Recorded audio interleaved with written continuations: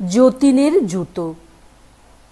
যতীনের নতুন জুতো কিনে এনে তার বাবা বললেন, এবার যদি অমন করে জুতো নষ্ট করো তবে ওই ছেঁড়া জুতোই পরে থাকবে। যতীনের চটি লাগে প্রতি মাসে এক জোড়া।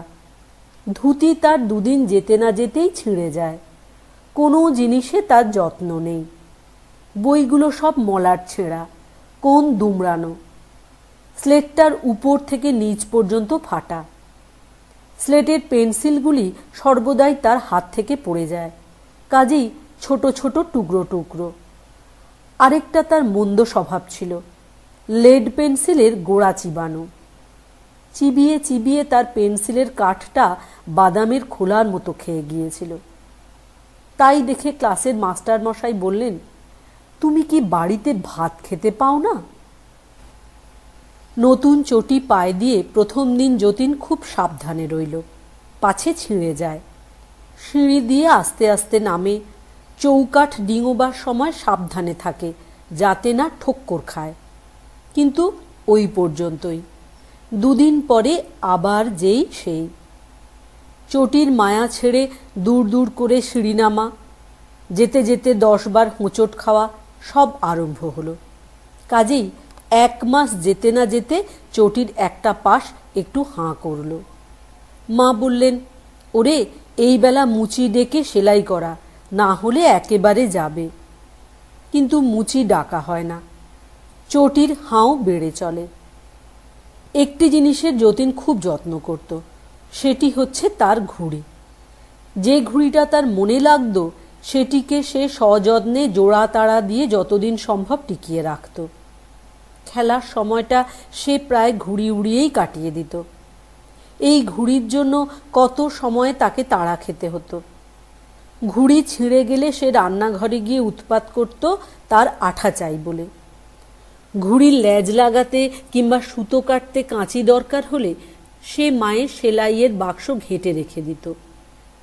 ঘুড়ি উড়াতে আরম্ভ করলে তার খাওয়া দাওয়া মনে থাকত না। সেদিন যতীন স্কুল থেকে বাড়িতে ফিরছে ভয়ে ভয়ে। গাছে চড়তে গিয়ে তার নতুন কাপড়খানা অনেকখানি ছিঁড়ে গেছে। বই রেখে চটি পায়ে দিয়ে গিয়ে দেখে চটিটা এত ছিঁড়ে গেছে যে আর পরাই মুশকিল। কিন্তু সিঁড়ি নামবার সময় তার সে কথা মনে রইল না। সে 2-3 সিঁড়ি ডিঙিয়ে নামতে লাগল। শেষকালে চটির হাঁ বেড়ে বেড়ে সমস্ত দাঁত বের করে ভ্যাংচাতে লাগল। যেমনি সে শেষ 3টা সিঁড়ি ডিঙিয়ে লাফিয়ে পড়েছে, অমনি মাটিটা তার পায়ের নিচ থেকে সুরুত করে সরে গেল। আর ছেঁড়া চটি তাকে নিয়ে সাঁই সাঁই করে শূন্যের উপর দিয়ে কোথায় যে ছুটে চলল তার ঠিক ঠিকানা নেই। ছুটতে ছুটতে ছুটতে ছুটতে চটি যখন থামল, তখন যতীন দেখল সে কোন অচেনা দেশে এসে পড়েছে। সেখানে চারিদিকে অনেক মুচি বসে আছে। তারা যতীনকে দেখে কাছে এলো। তারপর তার পা থেকে ছেঁড়া চটি জোড়া খুলে নিয়ে সেগুলোকে যত্ন করে ঝাড়তে লাগলো। তাদের মধ্যে একজন মাতব্বর গোছের। সে যতীনকে বলল, তুমি দেখছি ভারী দুষ্টু, জুতো জোড়ার এমন দশা করেছ। দেখো দেখি আর একটু হলে বেচারিদের প্রাণ বেরিয়ে যেত। যতীনের ততক্ষণে একটু সাহস হয়েছে। সে বলল, জুতোর আবার প্রাণ থাকে নাকি? মুচিরা বলল, তা না তো কি। তোমরা বুঝি মনে করো তোমরা যখন জুতো পায়ে দিয়ে জোরে ছোট তখন ওদের লাগে না? খুব লাগে। লাগে বলেই তো ওরা মচমচ করে। যখন তুমি চটি পায়ে দিয়ে দূর দূর করে সিঁড়ি দিয়ে ওঠানামা করছিলে, তখন তোমার পায়ের চাপে ওর পাশ কেটে গিয়েছিল। তখন কি ওর লাগেনি? খুব লেগেছিল। সেই জন্যই ও তোমাকে আমাদের কাছে নিয়ে এসেছে। যত রাজ্যের ছেলেদের জিনিসপত্রের ভার আমাদের উপর, তারা সেসবের অযত্ন করলে আমরা তাদের শিক্ষা দিই। মুচি যতীনের হাতে ছেঁড়া চটি দিয়ে বলল, নাও সেলাই করো। যতীন রেগে বলল, আমি জুতো সেলাই করি না, মুচিরা করে। মুচি একটু হেসে বলল, এ কি তোমাদের দেশ পেয়েছ যে করব না বললেই হলো? এই ছুঁচ সুতো নাও, সেলাই করো। যতীনের রাগ তখন কমে এসেছে, তার মনে ভয় হয়েছে। সে বলল, আমি জুতো সেলাই করতে জানি না। মুচি বলল, আমি দেখিয়ে দিচ্ছি, সেলাই তোমাকে করতেই হবে। যতীন ভয়ে ভয়ে জুতো সেলাই করতে বসল। তার হাতে ছুঁচ ফুটে গেল, ঘাড় নিচু করে থেকে থেকে ঘাড়ে ব্যথা হয়ে গেল। অনেক কষ্টে সারাদিনে এক পাটি চটি সেলাই হলো। তখন সে মুচিকে বলল, কাল অন্যটা করব, এখন খিদে পেয়েছে। মুচি বলল, সে কি, সব কাজ শেষ না করে তুমি খেতেও পাবে না, ঘুমোতেও পাবে না। এক পাটি চটি এখনো বাকি আছে, তারপর তোমাকে আস্তে আস্তে চলতে শিখতে হবে, যেন আর কোনো জুতোর উপর অত্যাচার না করো। তারপর দর্জির কাছে গিয়ে ছেঁড়া কাপড় সেলাই করতে হবে। তারপর আর কি কি জিনিস নষ্ট করো দেখা যাবে। যতীনের তখন চোখ দিয়ে জল গড়িয়ে পড়ছে। সে কাঁদতে কাঁদতে কোনো রকমে অন্য চটিটা সেলাই করল। ভাগ্যে এ পাটি বেশি ছেঁড়া ছিল না। তখন মুচিরা তাকে একটা 5 তলা উঁচু বাড়ির কাছে নিয়ে গেল। সে বাড়িতে সিঁড়ি বরাবর 1 তলা থেকে 5 তলা পর্যন্ত উঠে গেছে। তারা যতীনকে সিঁড়ির নিচে দাঁড় করিয়ে দিয়ে বলল, যাও একেবারে 5 তলা পর্যন্ত উঠে যাও, আবার নেমে এসো। দেখো আস্তে আস্তে একটি একটি সিঁড়ি উঠবে নামবে। যতীন 5 তলা পর্যন্ত উঠে গিয়ে নেমে এলো। সে নিচে আসলে মুচিরা বলল, হয়নি, তুমি 3 বার 2টো সিঁড়ি একসঙ্গে উঠেছ, 5 বার লাফিয়েছ, 2 বার 3টে করে সিঁড়ি ডিঙিয়েছ। আবার ওঠো, মনে থাকে যেন একটুও লাফাবে না, একটাও সিঁড়ি ডিঙোবে না।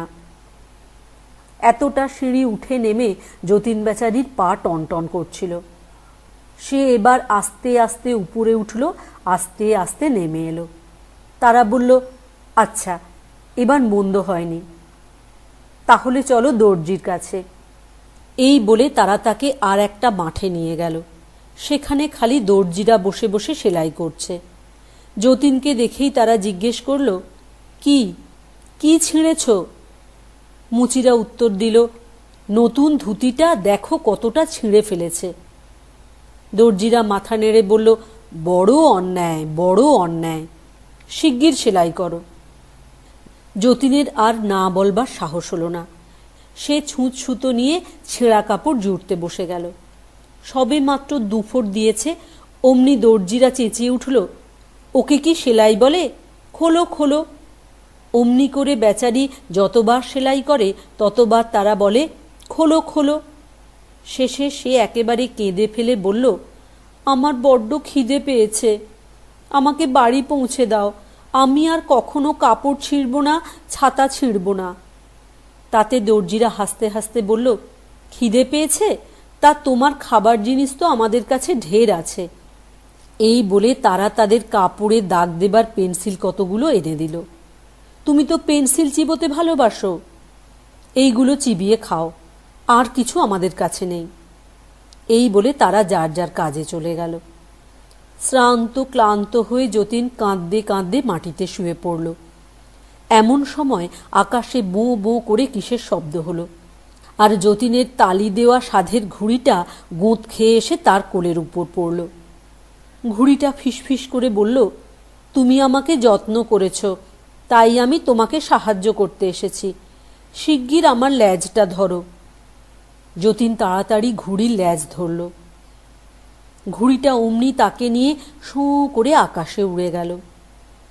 সেই শব্দ শুনে দর্জিরা বড় বড় কাঁচি নিয়ে ছুটে এলো ঘুড়ির সুতোটা কেটে দিতে। হঠাৎ ঘুড়ি আর যতীন জড়াজড়ি করে নিচের দিকে পড়তে লাগলো। পড়তে পড়তে যেই মাটিটা ধাঁই করে যতীনের মাথায় লাগলো, অমনি সে চমকে উঠল। ঘুড়িটা কি হলো কে জানে।